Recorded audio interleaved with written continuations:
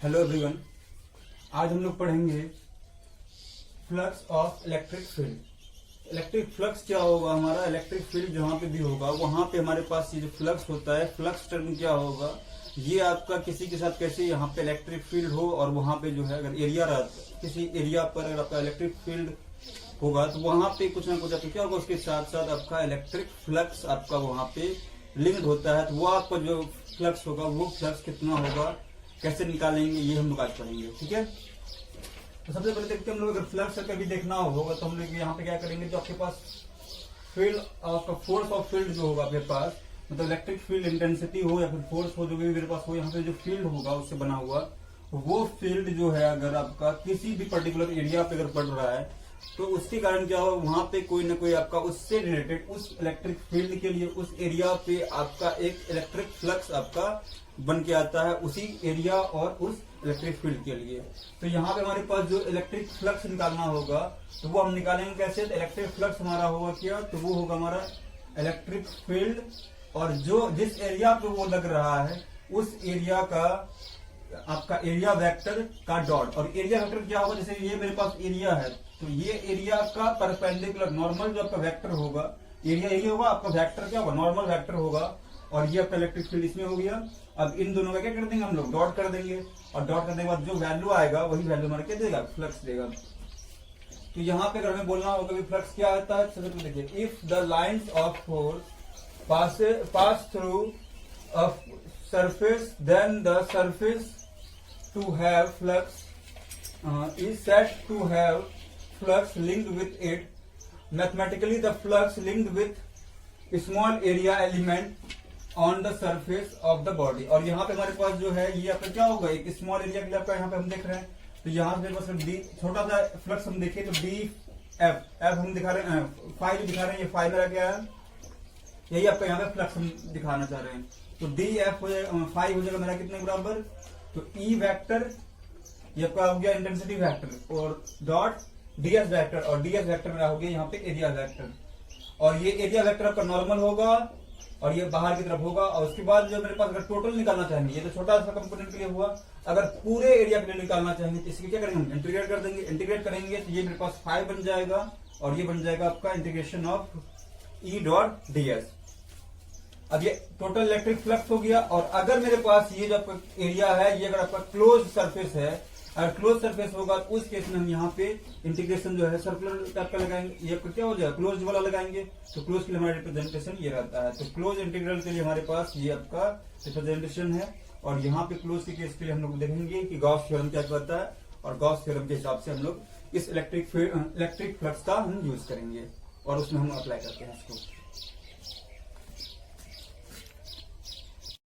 अब देखिए, तो गॉस थ्योरम क्या कहता है हमें, तो गॉस थ्योरम क्या है हमारा, तो गॉस थ्योरम सबसे बड़ा चीज हम लोग जो भी पढ़े इलेक्ट्रिक फ्लक्स, वो फ्लक्स और उसके बाद साथ ही साथ उससे रिलेटेड आपके पास जो है एक आपका जो है जिस एरिया के लिए हम देख रहे हैं फ्लक्स किसी से रिलेटेड होता है एरिया से, उस एरिया के लिए आपका जितना भी उसके अंदर आपका इनक्लोज चार्ज होगा उनके बीच में ये रिलेशन होता है। और वही रिलेशन आपका यहाँ पे जो हम लोग रिलेशन बनाएंगे उनके बीच में वही आपका एक लॉ बन जाएगा। तो यहाँ पे यही बोलेंगे, this law gives a relation between the electric flux through any close surface. कोई आपका सरफेस क्या हो जो क्लोज होगा उस सरफेस के लिए हम बात करेंगे, जिसको हम लोग यहाँ पे बोलेंगे गॉसियन सरफेस, और चार्ज जो है वो इनक्लोज होगा उसी सरफेस में। ठीक है, तो इट स्टेट्स दैट, यहां से कोई ये लॉ आ गया, तो लॉ ये मेरा क्या कहता है, टोटल, ये 2 बार हो गया यहाँ पे, it states that the total electric flux through any close surface is equal to 1 by epsilon not. 1 by epsilon not ये आपका वैल्यू हो गया, जिससे आपका इनटू होगा किसके साथ, the net charge enclose in the surface. तो जितना चार्ज उसके अंदर होगा उसका क्या कर दीजिए, 1 बाय एप्सिलॉन नॉट टाइम कर दीजिएगा, तो वही आपका दे देगा फ्लक्स के बराबर है ये जो आपके पास वहां पे फ्लक्स उस गॉसियन सरफेस के लिए बन रहा है। तो वहां से हमारे पास जो है ये आ जाएगा total flux equal to Q inside है, इनसाइड के लिए हम लोग यहाँ पे लिख रहे हैं इन, तो क्यू इन का मतलब हो गया क्यू इनसाइड, जो आपके पास गॉसियन सरफेस है उसके अंदर जितना भी आपका चार्ज होगा वो है आपका, और डिवाइड बाय एप्सिलॉन नॉट कीजिए या फिर ये लिख सकते हैं 1 बाय एप्सिलॉन नॉट से इनटू किए हुए हैं। और ये फॉर्मूला जो है आपका, ये फॉर्मूला आपका हमेशा सही है आपका, चाहे अप्लाई कर सकते हैं जब आपका क्या होगा, इलेक्ट्रिक फील्ड यूनिफॉर्म भी रहे या फिर वेरिएबल रहे, आप दोनों केस में यूज कर सकते हैं, इसमें कोई आपका ये नहीं है। ठीक है, तो ये आपका अप्लीकेबल हर समय है। और गॉसियन थ्योरम जो है ये आपका एक फंडामेंटल थ्योरम है। It is applicable only for the close surface. ये आपका हमेशा किसके लिए यूज होगा? ये आपका क्लोज सरफेस के लिए यूज होगा। अगर आपके पास ओपन सरफेस है तो हम लोग कुछ ना कुछ ऐसा बनाएंगे ताकि वो आपका क्लोज सरफेस के जैसा दिख सके या फिर ऐसा बन सके। ठीक है, द क्लोज सरफेस में बी रियल और हाइपोथेटिकल एंड और एनी शेप और साइज। और यहाँ पे आपका शेप और साइज से ज्यादा डिपेंड नहीं करेगा, लेकिन आपका ये क्लोज सरफेस होना चाहिए, चाहे वो रियल में हो या फिर हाइपोथेटिकल हो, लेकिन आपका क्लोज सरफेस बनना चाहिए। ठीक है, तो इस तरीके से हमारे पास गॉस लॉ हम लोग क्या कहेंगे, गॉस थ्योरम क्या होगा मेरा, ये होगा आपका टोटल फ्लक्स जो भी आपका बनेगा किसी भी गॉसियन सरफेस। गॉसियन सरफेस कौन सा सरफेस? जो कि आपका क्लोज सरफेस होगा, उस क्लोज सरफेस के लिए आपका जो इलेक्ट्रिक फ्लक्स आएगा वो बराबर होगा उस क्लोज सरफेस के अंदर जितना आपका चार्ज है उसका 1/ε0 के बराबर होगा आपका, उसका 1/ε0 टाइम्स जो होगा वो वैल्यू, वो आपका टोटल फ्लक्स के बराबर होगा। अब देखिए, जो हमारे पास गॉस थ्योरम था इसका हम लोग एप्लीकेशन करके क्या क्या हमारे पास यूजफुल काम हो सकता है। तो इसका हम लोग एप्लीकेशन करेंगे क्या करने के लिए, तो इलेक्ट्रिक फील्ड को डिटरमाइन करने के लिए। तो अब इलेक्ट्रिक फील्ड डिटरमाइन करने के लिए हम लोग कौन सा स्टेप से होते हुए जाएंगे ये हम लोग देखेंगे। ठीक है, तो देखते हैं सबसे पहले, तो यहाँ पे हमारा ये टॉपिक है application of Gauss theorem for the calculation of electric field. तो देखिए यहाँ पे Gauss theorem is useful when there is symmetry in the charge distribution और in the case of uniformly distributed sphere, long cylinder, flat sheets. In such cases, it is possible to find a simple Gaussian surface over which the surface integral can be easily evaluated. वहां पे हम लोग ऐसा कोई भी surface देखना चाहेंगे जहां पे क्या हो आपका आराम से उसका इंटीग्रल हम निकाल सके। ठीक है, तो इसी का हम लोग यहाँ यूज करेंगे। तो देखिए क्या क्या हम लोग करेंगे यहाँ पे, These are steps to apply the Gauss theorems for finding electric field. तो पहला बात है यहाँ पे use the symmetry of the charge distribution to determine the pattern of the lines. तो यहाँ पे क्या करेंगे, यूज करेंगे सिमेट्री का ताकि हमारे पास जो चार्ज डिस्ट्रीब्यूशन वो हमारा उसका पैटर्न पता चल पाए। Choose a Gaussian surface for which E vector, यहाँ पे क्या ये इलेक्ट्रिक फील्ड वेक्टर जो आपका है is either parallel to ds और perpendicular to ds। तो यहाँ से हमारे पास सरफेस हम जो चेक लेंगे तो वो आपका या तो ये पैरेलल होगा या तो परपेंडिकुलर होगा, दो ही हो सकता है।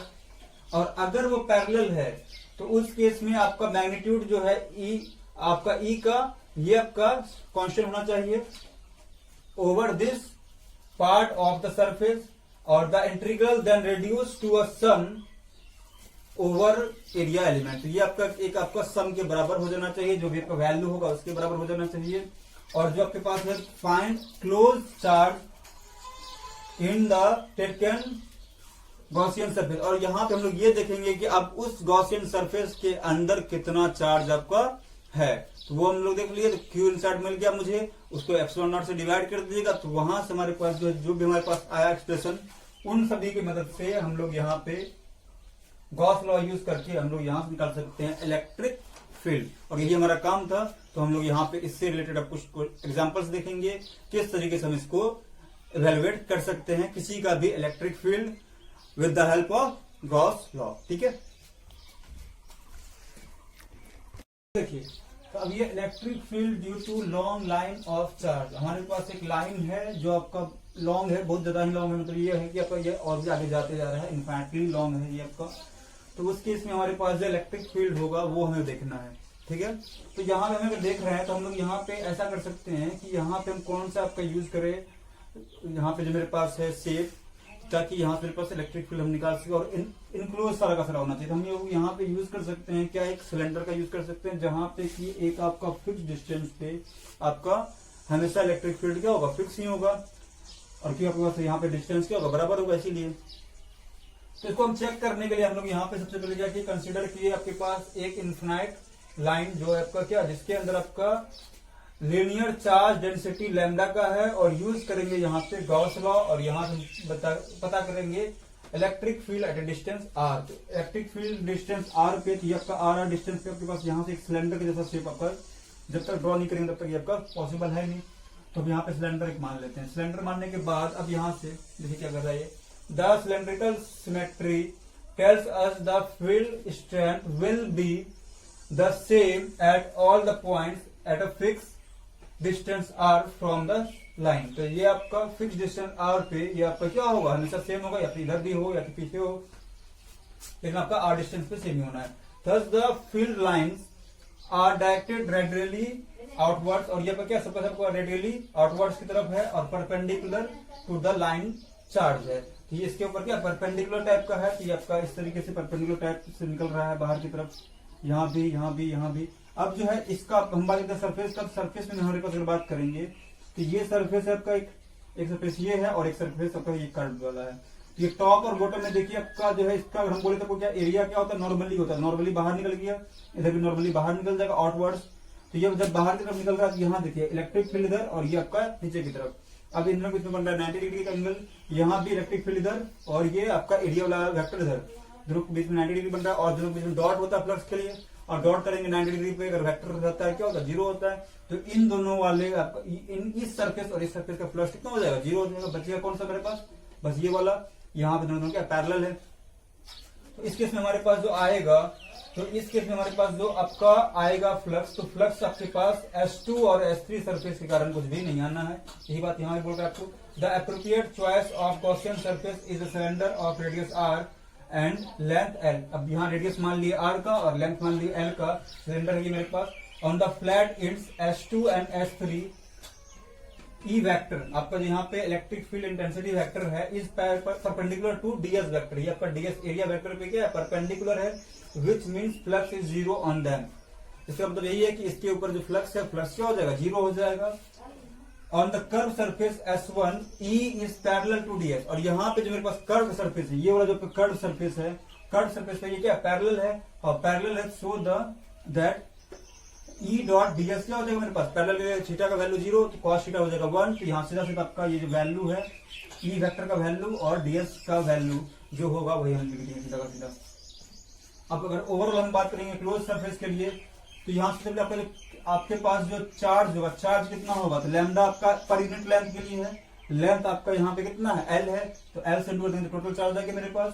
अब ओवरऑल जो मेरे पास यहाँ पे गॉस लॉ लगा देते हैं पूरे पे, यहाँ पे क्या हो जाएगा, ये आपका फ्लक्स हो जाता है आपका यहाँ पे कितने बराबर, तो integration of E dot DS, और हमारे पास यहाँ पे E कांस्टेंट है, और यहाँ से मेरे पास जो है डीएस आपका यहाँ पे इसी पैरेलल है, ध्यान से हो जाएगा सीधा सीधा आपका E और डीएस अलग अलग हो जाता है, इंटू हो जाता है सिर्फ। अब ये कांस्टेंट है, कांस्टेंट बाहर निकल गया, डीएस का इंटीग्रेशन कर देते हैं, और डीएस पूरा का पूरा कितना आपका होगा वैल्यू, एरिया आपका जो होता है इसका कर्व वाले का होता है 2 पाई RL, हम लोग पढ़ चुके हैं, फिर वहां पे हम पढ़े थे क्या 2 पाई RH, यहाँ पे H के जो पे L है, इसलिए क्या हो जाएगा, ये L हो जाएगा, ठीक है।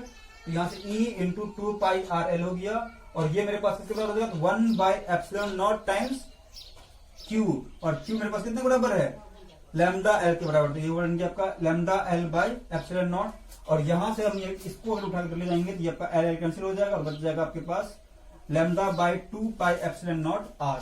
तो ये आपका वैल्यू हो जाएगा इलेक्ट्रिक फील्ड इंटेंसिटी का, किस जगह, किसमें, लॉन्ग लाइन आपका जो होगा, इन्फिनिटली लॉन्ग लाइन जो होगा उसके केस में आपका ये आएगा। अब बोलिएगा कि सर हम लोग एक बार पढ़ चुके अभी थे लाइन के बारे में, तो वहां से इसका क्या रिलेशनशिप है, तो उसमें हम लोग पढ़े थे ये चीज कि आपका ईपी क्या था, ईपी आपके पास एक एक्स वाला और वाई वाला था, दो था आपके पास। तो एक में था आपका क्या, ये के q upon L R into cos theta 1 minus cos theta 2, इससे पीछे था कुछ। और फिर सेकंड वाले के लिए था आपका ये ई वाई आपका था के q upon L R into sine theta 2 minus sine theta 1, इसे करके निकाले थे हम लोग, है ना। तो उसके हिसाब से अगर हम जाते हैं तो आपके पास यहाँ पे इन्फिनिटली का मतलब यहाँ पे क्या है, इस पॉइंट से अगर हम देखें तो जैसे जैसे एंगल बढ़ते जा रहा है तो उससे क्या होगा आपका, जितना डिस्टेंस बढ़ते जाएगा उससे क्या होगा, एंगल भी बढ़ते जाएगा। और फाइनली इन्फिनिटली हम बोल सकते हैं आपका कितना एंगल है, 90 डिग्री है, और पीछे की तरफ माइनस 90 डिग्री है। तो यहाँ से अगर हम लोग देखेंगे तो कॉस वाला वैल्यू क्या हो जाएगा, 90 पर 0 होता है, खत्म हो गया पूरा पूरा, बचेगा एक साइन वाला। तो साइन वाले के हिसाब से क्या हो जाएगा, साइन थीटा साइन 90 हो गया 1, और माइनस साइन थीटा क्या हो जाएगा, माइनस 90 कितना हो जाएगा, -1। तो के क्यू अपॉन एल आर था मेरे पास इंटू 1 माइनस माइनस ऑफ 1 हो जाएगा, और ये 1 और माइनस ऑफ 1 क्या हो जाएगा, +1, 1 + 1 2 हो गया। तो यहां से मेरे पास आएगा ये 2 के क्यू अपॉन एल आर, और अगर ये लीनियरली डिस्ट्रीब्यूटेड है तो Q अपन L कितना हो जाएगा मेरे पास, लैम्डा हो जाएगा। और K का वैल्यू हम रख देते हैं यहाँ पे, तो 2 into 4 pi epsilon naught into lambda by r, और यहां से कटेगा ये बन जाएगा कितना 2। तो देखिए आपका lambda by 2 pi epsilon naught r, क्या यही वैल्यू है यदि, तो हमारे पास जो है गॉस लॉ अगर हम बनाते हैं तो कोई भी डिफरेंस नहीं है, सिर्फ तो सिर्फ वही आना है। बस यहाँ पे हम लोग इसको यूज करने से मेरे पास क्या हो जाएगा, जो भी हम लोग कर रहे थे वो आपका इजी वे में यहाँ पे हमारा सॉल्व होगा, इसीलिए हम यहाँ पे यूज करेंगे गॉस थ्योरम को। ठीक है, यही नीड है आपका गॉस थ्योरम का, इस रिलेटेड और हम इसको करेंगे। ठीक है, अब देखिए, अब फील्ड हम लोग देखेंगे infinitely charge non conducting plane sheet के कारण। तो ये शीट हमारे पास है, तो शीट के ऊपर आपके यहाँ पे चार्ज डिस्ट्रीब्यूटेड है, और ये आपका जो चार्ज है पर यूनिट एरिया आपका ये दिया हुआ है सिग्मा। अगर आपका एक कूलम पर मीटर स्क्वायर अगर दिया हुआ है, तो अगर हम यहाँ पे निकालना चाहेंगे कि इस शीट के कारण कितना आपका यहाँ पे आपका इलेक्ट्रिक फील्ड आपका जनरेट हो रहा है, कितना इलेक्ट्रिक फील्ड यहाँ से वो हो रहा है इस प्लेट के कारण, तो आपका नॉन कंडक्टिंग प्लेट के कारण। ठीक है, इसके लिए अगर हम लोग देखेंगे यहाँ, तो मेरे पास जो इंटेंसिटी अगर निकालना है, तो इसके लिए हम लोग यहाँ पे सबसे पहले एक पॉइंट सिलेक्ट कर लेते हैं। यहाँ से देखते हैं कि यहाँ से अब कितना होगा, तो कोई पॉइंट है, ये आपका डिस्टेंस आर पे है। तो अब ये देखने के लिए हम लोग क्या करेंगे, इसको सिलेंडर जैसा बनाना पड़ेगा। अब सिलेंडर जैसा बनाने के लिए हम लोग, हमारे पास ऐसा है कि ये आपका यहाँ पे चार्ज है, तो वैसा ही आपको एक पॉइंट इधर लेना पड़ेगा ताकि ये आपका ओवरऑल आपका एक सिलेंडर जैसा दिख सके। अब ये सिलेंडर जब बनाएंगे तो हमारे पास जो है ये भी हो सकता है, इधर भी चार्ज हो सकता है, उधर भी हो सकता है, ऐसा भी हो सकता है ना।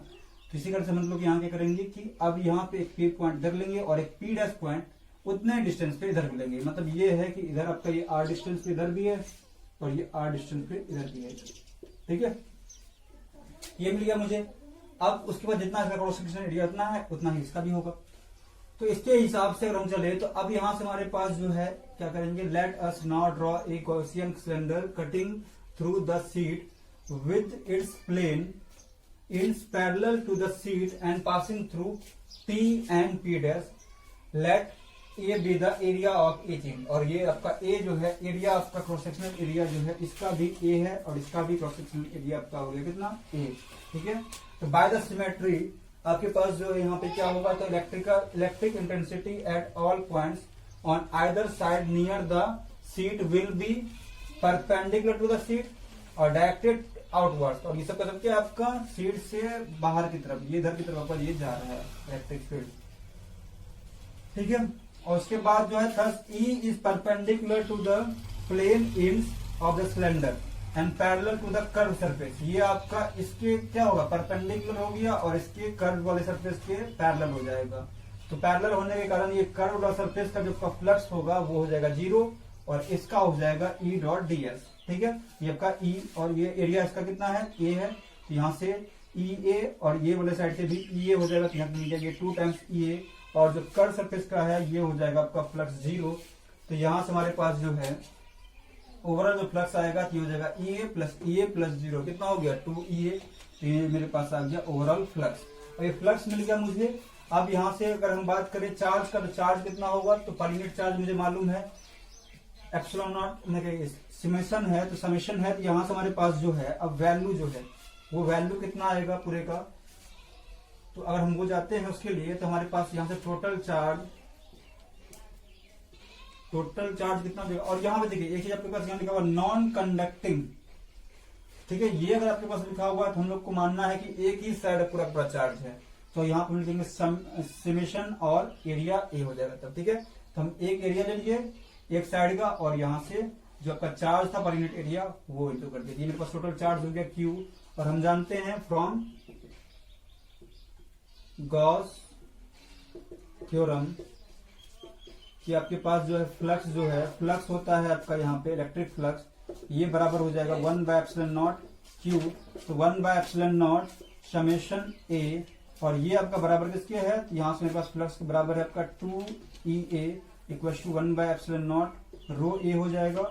यहां से E का वैल्यू आ जाएगा आपका 1/ε0 rho summation sigma A by A और यहाँ पे 2, तो ये आपका कट जाएगा यहाँ से, तो हो जाएगा ये 2 समेशन बाय एप्सिलॉन नॉट। ये हो जाएगा आपका यहाँ पे E का वैल्यू। और अगर यही आपके पास नॉन कंडक्टिंग की जगह क्या हो जाता, कंडक्टिंग हो जाता। फॉर कंडक्टिंग प्लेन शीट जब रहेगा तो प्लेन शीट के समय में क्या होगा, तो यहाँ पे क्या होगा, तो charge is distributed on both side हो जाएगा, दोनों साइड आपका चार्ज डिस्ट्रीब्यूट होगा, इधर भी हो जाएगा, इसके पीछे वाले में भी हो जाएगा। तो उस केस में मेरे पास जो है पूरा का पूरा जो चार्ज होगा, तो टोटल चार्ज जो मेरा है वो कितना हो जाएगा, तो ये हो जाएगा आपका सिग्मा इंटू ए प्लस ए, कितना हो गया, 2a हो गया, तो ये हो जाएगा 2 सिग्मा ए, ये हो गया टोटल चार्ज। और यहाँ पे जैसे मेरे पास यहाँ पे लिखे थे हम लोग क्या, समेशन सिग्मा ए लिखे हैं, क्यू की जगह पे वहां हम क्या लिख देंगे, तब वो बड़ा अगर आप लिख लिए हैं, अब यहाँ पे हम लिखते हैं तो क्या लिखेंगे, तो 2 सिग्मा ए, और ये 2 सिग्मा ए हो जाएगा, तो यहाँ भी 2 सिग्मा ए, यहाँ भी आपका 2 आ जाएगा, तो ये आपका जो है 2 सिग्मा ए, ये आपका जो 2 यहाँ पे था आपका, ये 2 इस साइड जाता, एक मिनट, ये आपका वैल्यू 2 पहले से था, ये आपका 2 नहीं था, तो उस केस में हमारे पास यहाँ से a और 2 दोनों का दोनों इधर आता, तो ये आपका 2 कटता, 2 रह जाता, और ये 2 आपका नीचे आता। और इस केस में क्या होगा कि इस केस में आपके पास इधर भी आपका 2 बन जाएगा, ये पहले वाले का फॉर्मूला ये होगी आपका E = epsilon not by 2 sigma upon 2 epsilon not होता है ये। और इस केस में क्या हो जाएगा, ये आपका 2 कट जाएगा, a कट जाएगा, और यहां से हो जाएगा आपका ये E का वैल्यू कितने के बराबर।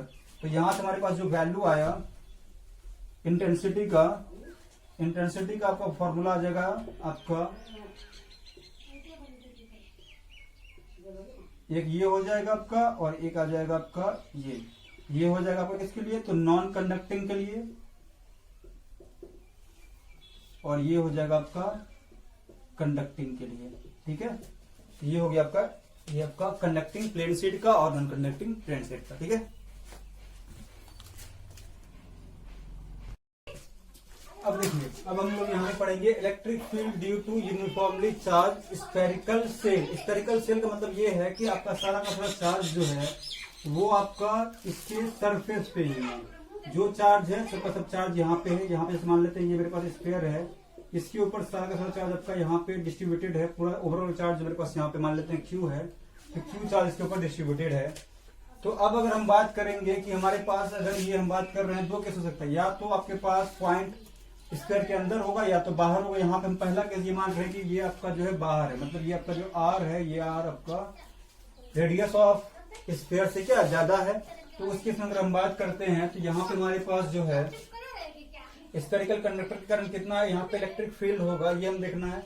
इसके देखते हैं हम यहाँ क्या करेंगे, in case of an isolated charge spherical conductor any excess charge on it is distributed uniformly over its outer sphere outer surface same as that of charge spherical shell और होलो स्फीयर। ये आपका होलो sphere के समय भी वही होगा, और आपका स्फेरिकल सेल जो है और हम टर्न कर रहे हैं उसको, उसके लिए यही होगा।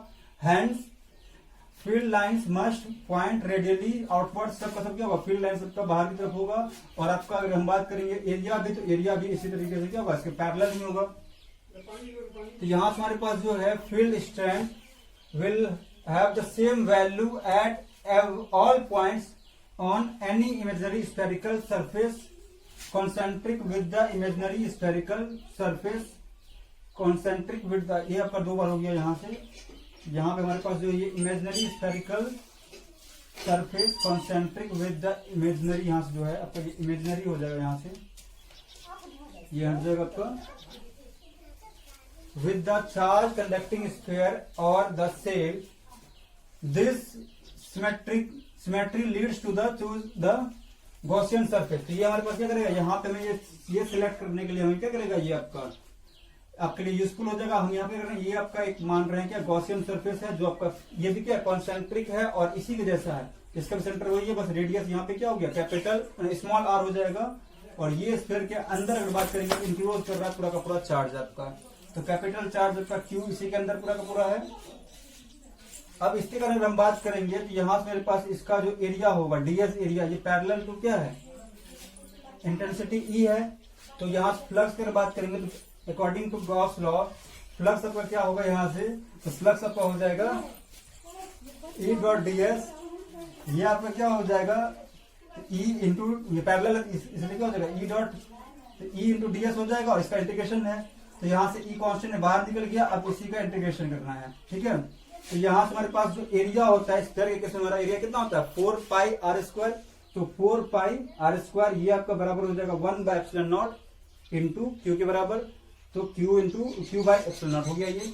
अब यहाँ से जो 4 पाई आर स्क्वायर है इसको इधर ले आएंगे तो ये हो जाएगा 1/4 पाई आर स्क्वायर क्यू बाई ε0। अब यहाँ क्या करते हैं आर स्क्वायर इधर ले जाते हैं और एप्सिलॉन को इधर ले आएंगे, ये हो जाएगा 1/4 pi ε0 equal into Q by R square, तो यहाँ बन जाएगा ये K into Q by R square. ये हमारा हो जाएगा इलेक्ट्रिक फील्ड कहाँ पे, तो आउटसाइड के लिए। और ये देखिए आप बिल्कुल ये जो क्या पॉइंट चार्ज हम यहाँ पे सेंटर में रखेंगे क्यू, तो उसके लिए अगर आपका बात कीजिएगा किसी डिस्टेंस आर पे जो आपका क्या सेंटर आपका स्फीयर से बाहर है तो उसके लिए आपका यही होना चाहिए। तो ये आपका बिल्कुल पॉइंट चार्ज की तरह इलेक्ट्रिक फील्ड इसका आपका आ रहा है, ठीक है। इसके बाद हम बात करते हैं, अगर सेकंड केस मेरा ये रहेगा कि आपका ये पॉइंट कहाँ है, इंटरनल पॉइंट है। इंटरनल पॉइंट अगर रहेगा तो आर का वैल्यू क्या हो जाएगा 1, आपका स्मॉल आर आपका कैपिटल आर से छोटा हो जाएगा। इस केस में अगर हम बात करें तो यहाँ पे सारा का सारा आपका पॉइंट ये आपका गॉसियन सरफेस बनेगा। अब इसके अंदर कोई भी आपका चार्ज है ही नहीं, और कोई चार्ज अगर नहीं है तो यहाँ पे मेरे पास जो फ्लक्स की बात करेंगे तो मेरा फ्लक्स का वैल्यू कितना हो जाएगा, तो चार्ज नहीं है तो ये आपका हो जाएगा 0 के बराबर, और 0 के बराबर हो जाएगा ई का वैल्यू हो जाएगा आपका 0 के बराबर। तो अगर हम बात करें यहाँ पे कि कैसे यहाँ वैरी कर रहा है मेरे पास इलेक्ट्रिक फील्ड होलो स्फीयर के केस में, या फिर हम बोल सकते हैं इसको स्फेरिकल शेल के केस में, तो ये आपका होगा इन साइड में क्या है 0 है, इस साइड ई दे देते हैं, इस साइड आपका डिस्टेंस है, ठीक है। तो आर डिस्टेंस तक जहां तक कि आपका ये रेडियस है इसका, यहां तक क्या होगा ये आपका 0 ही रह जाएगा। उसके बाद जो है आर के केस में ये हो जाएगा क्या, हम लोग अभी पढ़े थे आउटसाइड के लिए क्या हो जाता है ये के क्यू अपॉन आर स्क्वायर। तो यहाँ पे जब आर के बराबर ये हो जाएगा आर स्क्वायर हो जाएगा ये, और जैसे ये हो गया के क्यू अपॉन आर स्क्वायर, और जैसे जैसे बढ़ेगा ये डिस्टेंस आपका आर स्क्वायर नीचे में है, ठीक है, घटेगा ये वैल्यू, तो घटते घटते घटते घटते क्या हो जाएगा ये अप टू इन्फिनिट जाएगा, और ये आपका टेंस टू क्या करेगा 0 की तरफ आते जाएगा, ठीक है। तो ये हो गया आपका इलेक्ट्रिक फील्ड किस केस में, होलो स्फीयर के केस में, जहां पे आपका ये 0 रहेगा कब तक, जब तक ये आपका आर से छोटा होगा। उसके बाद ये 0 से लेके ये आपका रहेगा आर तक रेडियस ऑफ स्फीयर तक, और उसके बाद अभी आपका बन जाएगा k q upon r square, r से लेके आपका इन्फिनिटी तक, ठीक है। ये हो गया आपका केस किसके लिए, तो स्फेरिकल शेल के लिए।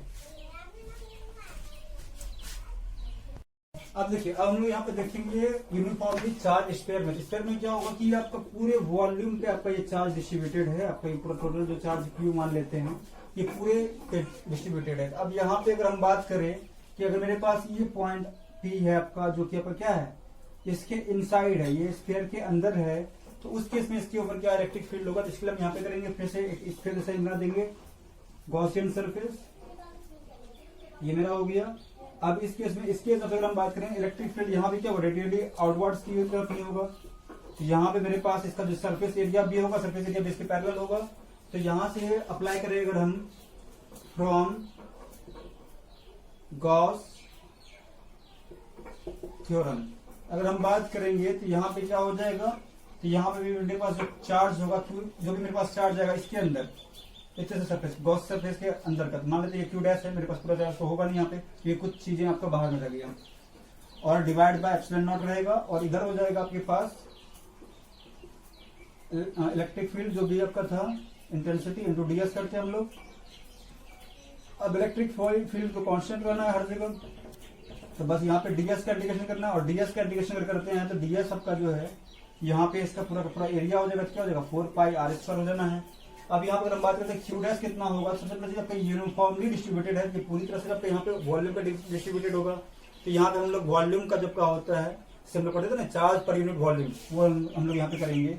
यहाँ मेरे पास इसका पूरा वॉल्यूम आपका है कितना 4/3 पाई आर क्यूब, इस पे आपका वॉल्यूम है कितना का क्यूब, चार्ज है कितना क्यूब का। तो यहाँ से डेंसिटी क्या होगा, charge density cube by 4/3 pi r cube, ठीक है। आपका ये कैपिटल आर होगा कि आपके पास पूरे स्फीयर पे है, ये कैपिटल रेडियस आपका क्या कैपिटल आर क्यूब है। अब एक छोटे से स्फीयर जो है गॉसियन सरफेस का, जिसका गॉसियन सरफेस बनाया ये भी आपका एक स्फीयर है, इस पे कितना होगा कि इसका वॉल्यूम होगा 4/3 आर क्यूब हो जाएगा स्मॉल आर क्यूब। 4/3 पाई 4/3 पाई, ये कट जाएगा पूरा का पूरा। अब बच जाएगा यहाँ से मेरे पास Q into r cube by capital r cube. ये कि मेरे पास Q डैश, पहले तो ये आपका हो जाएगा यहाँ से यहाँ तक डेंसिटी था आपका, और इसको हम Q से अगर इंटू करेंगे, मतलब कि आपका जो है वॉल्यूम से इंटू करेंगे, ये दे दिया आपको यहाँ पे क्या, जो Q डैश है नया वाला जो आपका Q डैश है यहाँ से यहाँ तक का वो वैल्यू आ गया मेरे पास। अब इसको यहाँ पे अगर पुट करते हैं तो ये हो जाएगा आपका 4πr² इक्वल्स टू 1/ε0, यहाँ से हो जाएगा ये Q r cube by r cube. अब इसको तो ले लीजिएगा तो यहाँ से E इक्वल्स टू हो जाएगा आपका 1/4πr² Q r cube by r cube. यहाँ से ये आपका घट जाएगा 2, तभी बस यहाँ पे 3 था, और यहाँ से बन जाएगा ये 1/4πε0 Q r by r cube. यहाँ पे देखिए यहाँ से लेके यहाँ तक ये सारा का सारा वैल्यू क्या कांस्टेंट रहेगा हमारे पास किसी कांस्टेंट चार्ज के लिए और कांस्टेंट रेडियस के लिए। ये आपका लिनियरली बस आपका इलेक्ट्रिक फील्ड आपका वेरी कर रहा है, ठीक है। तो ये आपका इनसाइड के लिए। और हम जाते हैं आउटसाइड के केस में, तो आउटसाइड के केस में क्या हो जाएगा कि ये आपका जो गॉसियन सरफेस है, ये गॉसियन सरफेस है वो क्या होगा, बाहर आ जाएगा। अब बाहर गए पूरा पूरा आपका जितना भी चार्ज सारा चार्ज आ जाएगा उसके अंदर। तो उस केस में इन केस ऑफ एक्सटर्नल पॉइंट, इस साइड में यही रहना है आपका रेडियस, बस क्या हो जाएगा ये आपका स्मॉल आर, यहाँ वाला स्मॉल आर की जगह पे ये क्या बन जाएगा, अब ये स्मॉल आर नहीं रहेगा, अब यहाँ पे रह जाएगा स्मॉल आर, ये वाला ये आपका हो जाएगा 4πr² ही फिर से। यहाँ पे आपका हो जाएगा Q, और Q होने के कारण यहाँ से आपका जो है वैल्यू आ जाएगा फिर Q/ε0 इंटू 4πr², और 4πε0 को एक साथ कर देते, ये बन जाएगा आपका 1/4πε0 Q/r²। तो KQ/r², बिल्कुल जो पॉइंट चार्ज वाला जैसे आपका होलो स्फीयर में आया था, या पॉइंट चार्ज का जो इलेक्ट्रिक फील्ड होता है, बिल्कुल वही चीज यहाँ बन गया। कब, एक्सटर्नल वाले केस में, बस इंटरनल वाले में चेंज आया है। तो इसके हिसाब से अगर हम बनाएंगे, इसका भी डायग्राम बनाते हैं डिस्टेंस के हिसाब से, तो ये आपका जो है इलेक्ट्रिक फील्ड वर्सेज डिस्टेंस अगर हम बनाते हैं तो ये आपका बनेगा क्या, तो ये भी आपका जो है ये पहले लिनियरली वेरी कर रहा था डिस्टेंस r तक, उसके बाद क्या होगा ये आपका फिर एक्सपोनेंशियली डिक्रीज करते जाएगा, ठीक है। तो इधर हो जाएगा ये क्या KQ/r², इधर क्या है, ये आपका क्या आया था हमारे पास, ये आया था मेरे पास यहाँ से QR/r³ था, और इधर मेरे पास था ये 1/4πε0, इस तरह से था, है ना। ये कहोगे यहाँ से, तो ये आपके पास, और यहाँ पे जब ये क्या हो जाएगा r के बराबर होगा, तो यहाँ से r अगर रखते हैं ये बन जाएगा आपका r, और ये आपका r², r³ एक r कट जाएगा, यहाँ बन जाएगा ये 1/4πε0 Q/r², ये वैल्यू हो जाएगा आपका। तो हम यहाँ से कह सकते हैं E का वैल्यू आपका जो है r अगर 0 से लेके आपका कैपिटल R तक है, ये हो जाएगा आपका 1/4πε0 QR/r³, और जैसे ही क्या हो जाएगा ये उसके बाद हो जाएगा, ये बन जाएगा आपका Q/1/4πε0 into r², small r², और ये हो जाएगा आपका जब ये आपका r कैपिटल R से बड़ा होगा। तो ये था आपका केस किसके लिए, तो चार्ज स्फीयर के लिए, होलो स्फीयर के लिए। इससे पहले हम लोग पढ़े लाइन के लिए, इन्फिनिटली चार्ज लाइन के लिए। तो ये सब सारा आपका हो गया किससे, गॉस लॉ से। यहाँ तक जो भी आपका दिक्कत हुआ हो आप हमें बताएं, ठीक है। Thank you.